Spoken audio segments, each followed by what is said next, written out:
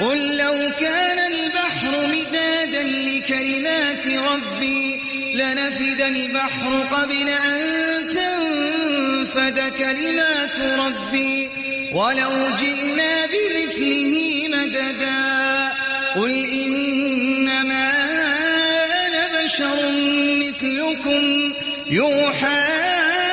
إلي أنما إلهكم إله واحد فمن كان يرجو لقاء ربه فليعمل عملا صالحا ولا يشرك بعبادة ربه أحدا.